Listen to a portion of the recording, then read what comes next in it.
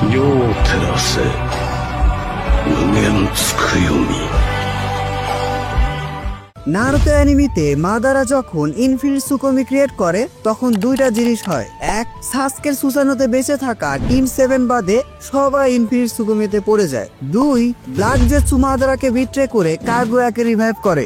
Infinite সুকোমি extremely powerful genjutsu, যেটা পুরো পৃথিবীর পপুলেশনকে একটা ড্রিম বা স্বপ্নে ফেলে রাখে। এখানে তোমরা ঠিক যেটা চাও সেটাই হবে।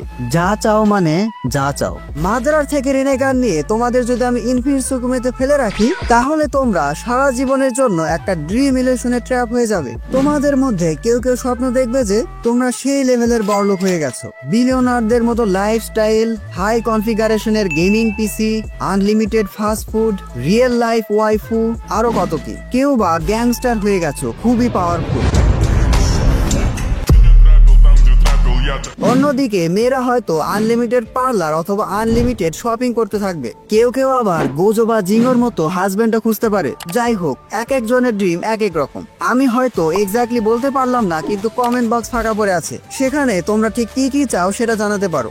এবার চলো আমরা নারুতো অ্যানিমের আমাদের পছন্দের ক্যারেক্টারের ইনফিনিট সুকোমি ড্রিম সম্পর্কে জানি। এটা অনেক বেশি ইন্টারেস্টিং হতে চলেছে, তোমরা অনেকেই এসব জানোই না। প্রথমে আমাদের ব্যাকুগান প্রিন্সেস হিনাটা হিয়োগা, তার ড্রিম কি হবে তা তোমরা অলরেডি জানোই। হিনাটার ইনফিনিট সুকোমি ড্রিমটা অনেকটা এমন ছিল যে সে আর নারুতো মিলে কোন একটা নির্জন জায়গায় প্রেম করছে, আর নেজি যে কিনা এখনো বেঁচে আছে তার সাথে আছে হানাবি, তারা দুজন লুকিয়ে লুকিয়ে সেটা দেখছে। নেজি আসলে অনেক পোটেনশিয়াল ক্যারেক্টার ছিল, রাইটার তাকে না মারলে হয়তো। এরপর আসে আমাদের কিবা ইনুজুকা, তার ড্রিম ছিল তার মতো অবাস্তব এবং স্টুপিড। সে তার ড্রিমে হোকাগে হয়ে গেছে, আর সে কুত্তাদের জন্য একটা ন্যাশনাল হলিডে ডিক্লেয়ার করে দিয়েছে। এই দিন সবার ছুটি। শুধু তাই নয়, সে এমন একটা রুলস করে দিয়েছে যে কোনোভাবে সব সিটিজেন বা নাগরিকদের একটা করে কুকুর রাখতেই হবে। মানে কি বলবো।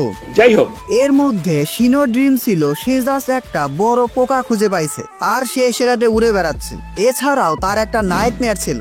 আমি মনে করি এটা সব নারুতো ফ্যানদেরই নাইটমেয়ার হওয়া উচিত।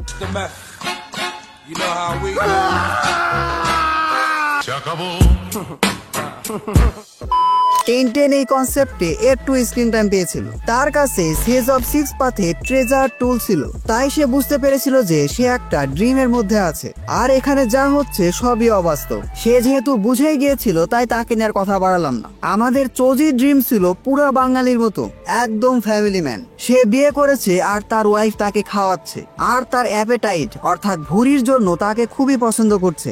মোটামুটি একটা হ্যাপি ফ্যামিলি লাইফ। তবে রিয়েল লাইফে কি মেয়েরা ভুঁড়িওয়ালা ছেলে পছন্দ করে? হু নোস, টাকা থাকলে করতেও পারে। অন্যদিকে আমাদের শিকামারুর ড্রিম ছিল সে ঠিক করেছে তেমারির সাথে বিয়ে শাদীর মতো সম্পর্কে একদম যাবে না, আর তেমারিও লক্ষ্মী মেয়ের মতো এটাতে এগ্রি করেছে। ইয়েস, শিকামারুর ড্রিমে তেমারি একটা লক্ষ্মী মেয়ে, আর রিয়েল লাইফে তেমারু ঠিক কেমন ছিল তা তোমরা সবাই জানো। যারা আমার চ্যানেলটা এখনো সাবস্ক্রাইব করনি তাদের কপালে তেমারির মতো গার্লফ্রেন্ড জুটবে। যাই হোক, শিকামারুর আরো একটা ড্রিম ছিল। তার সেন্সে আসমা সারতোবি আর তার বাবা শিকামারু নারা এখনো বেঁচে আছে এবং তারা খুবই হ্যাপিলি তাদের লাইফ লিড করছে। এদের সবার মধ্যে ইনোর ড্রিমটা আমার কাছে একটু বেশি মজার লেগেছে। ইনোর ড্রিম ছিল সাসকে আর সাই তাকে পাওয়ার জন্য ফাইট করছে। এছাড়াও তার বাবা ইনোইচি ইয়ামানাকা এখনো বেঁচে আছে, আর সে তাকে নিয়ে অনেক প্রাউড ফিল করছে। আমাদের রকলি ড্রিম শুনলে তোমরা হয়তো অনেকেই বলবা, না ও ভাই मारो मुझे, मारो मारो मुझे, मारो मारो नहीं, ये मजाक हो रहा है। एक सेकंड यार, मजाक हो रहा है। তার ড্রিম অনেকটা এমন ছিল, সে ফাইটে নারুতো আর নেজিকে খুব সহজে হারিয়ে দিয়েছে, আর সাকুরা এতে তার উপর খুব ইমপ্রেসড হয়ে গেছে। সাকুরা এখন লির গার্লফ্রেন্ড হবে। সাকুরার জন্য এত কিছু। অবশ্য সাকুরা কিন্তু দেখতে কিউট। এবার চলে একটু ম্যাচিউর ওয়াইফু ক্যারেক্টার আসা যাক। মেই টেরুমির ড্রিম ছিল অনেকটা এরকম, তার বিয়ে হচ্ছে, অন্য সব কাগে তার বিয়েতে এসেছে। স্পেশালি চোজিরো আর আও তার বিয়েতে খুবই মজা করছে। এই দুজনই মেই টেরুমির লেফট এবং রাইট হ্যান্ড ছিল। এদের মধ্যে আওকে মেরে আমিও রাইট হ্যান্ড হতে চাই। অন্যদিকে আমাদের সুনাদের ড্রিম ছিল তার কোনো লাভড ওয়ান মারা যায়নি, এছাড়াও তার কোনো বন্ধুও ইভেল হয়ে যায়নি। তার বয়ফ্রেন্ড অর্থাৎ ডান হয়ে গেছে হোকাগে। তারপর তারা হয়তো বিয়েও করে ফেলছে। এটা সত্যি সত্যি হলে আমাদের মাস্টার জিরে আকাশকে জয়েন করতো। আরে না না, এমনি বললাম। সুনারের উপর জিরার ভালোবাসাটাই ছিল অন্যরকম। যাই হোক, গারার ড্রিম ছিল সে ছোটবেলায় তার মা বাবার সাথে খুবই হ্যাপিলি কাটাচ্ছে, সাথে তার সিবলিং আঙ্কেল সবাই আছে। এছাড়াও সে নারুতোর সাথে যখন ইচ্ছা খেলতে পারছে। এই ড্রিমটা আমাকে আসলে অনেক বেশি ইমোশনাল করে দিয়েছিল। এই ভিডিওতে 1000 লাইক কমপ্লিট হলে গারাকে নিয়ে আমার একটা স্পেসিফিক ভিডিও আসবে। ইয়ামাটোর ড্রিম ছিল টিম 7 এর অফিসিয়াল সেন্সেই হওয়া এবং সবাই তাকে রেসপেক্ট করবে। এই ড্রিমটা আমার জন্য একটু আনএক্সপেক্টেড ছিল। আমি কখনো ভাবি না ইয়ামাটো টিম 7 এর সাথে এতটা অ্যাটাচড হয়ে যাবে। ইয়ামাটোর পার্সোনালিটি নিয়ে তোমাদের যদি একটু খুলে বলি, তাহলে ইয়ামাটো ছোটবেলা থেকে ডানজো আর ওরোচিমারুর এক্সপেরিয়েন্ট হিসাবে বড় হয়েছে। এমনকি তার নিজের কোনো নাম বা আইডেন্টিটিও ছিল না। যখন যেমন মিশন পড়তো তখন তাকে সেই হিসাবেই নাম বা রোল দেওয়া হইতো। এমন ভাবে কাকাশির জায়গায় তাকে টিম 7 এর লিডার হিসেবে নিয়োগ দেওয়া হয়েছিল টেম্পোরারিলি।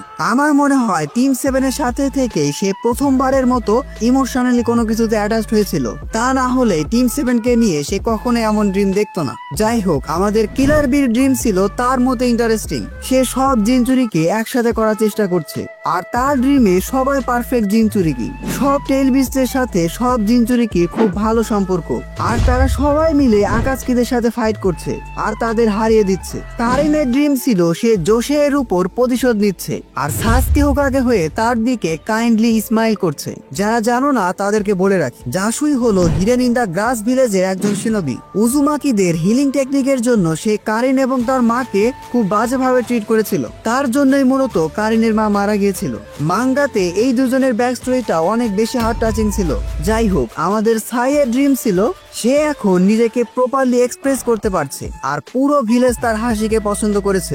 অরিজিনাল টাইম লাইনে সাই একেবারে এক্সট্রিম লেভেলের ইন্ট্রোভার্ট, অনেকটা আমার মতো। কার সাথে ঠিকঠাক ভাবে কথা বলতে হয় সেটা তো দূরে থাক, সে ঠিকঠাক ভাবে হাসতেও পারে না। তবে এসবের মধ্যেও আমার সবচেয়ে বেশি মজা লাগছে তেমারির ইনফিনিট সুকুমি ড্রিম। তার ড্রিম অনেকটা এমন ছিল যে তার সিবলিং অথবা গারা তাকে খুবই সম্মান করছে আর তার অ্যাডভাইস নেওয়ার জন্য পাগল হয়ে আছে। যারা জানো না তাদেরকে বলছি, অরিজিনাল টাইম লাইনে গারা তেমারির ডিসিশনকে একদম পাত্তাই দিত না। অন্যদিকে তেমারি খুব করে চাইতো গারা তাকে রেকগনাইজ করুক, তাকে ইম্পর্টেন্স দিক। এবং সবার শেষে আমার ইনফিনিট সুকুমি ড্রিম। আমার ইনফিনিট সুকুমি ড্রিম কেমন হতো?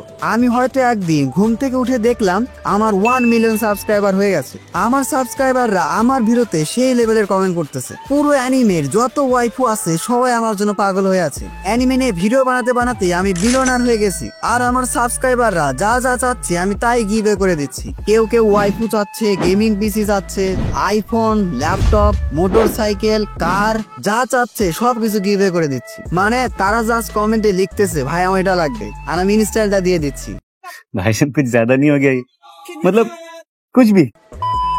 Well, it's a infinite Tsukuyomi dream. So আমি যেটা ভাববো সেটাই হবে। এখানে আবার কেউ লজিক খুঁজতে যেও না, জাস্ট মজা করলাম। সো আজকে ভিডিওটি এ পর্যন্তই। ভিডিওটি ভালো লাগলে ভিডিওটিতে এখন একটি লাইক দিয়ে চ্যানেলটি সাবস্ক্রাইব করে ফেলো।